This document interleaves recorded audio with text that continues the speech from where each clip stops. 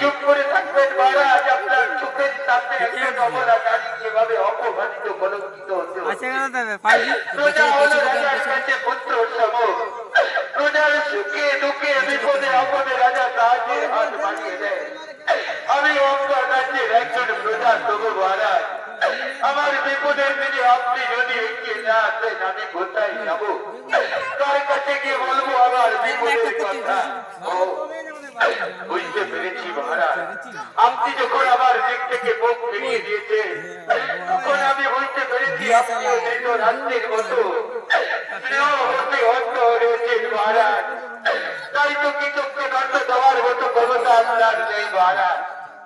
আপনি যখন কৃতজ্ঞ দণ্ড দিয়েন না মহারাজ, তখন আমারও পঞ্চ গান্ধর্ব স্বামী রয়েছে মহারাজ। সর্বশ্রেষ্ঠ ধনুর্ধারী, সর্বশ্রেষ্ঠ গদাধারী আমারও পঞ্চ গান্ধর্ব স্বামী রয়েছে মহারাজ। তাই তো আজ আমি এই সভা মাঝে প্রতিজ্ঞা করে যাচ্ছি মহারাজ।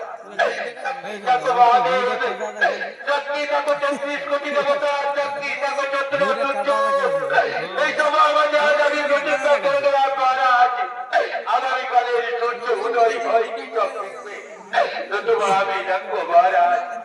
আগামীকালের সূর্য উদয় হয় কৃষক দেখবে, নতুবা আমি দেখবো মহারাজ।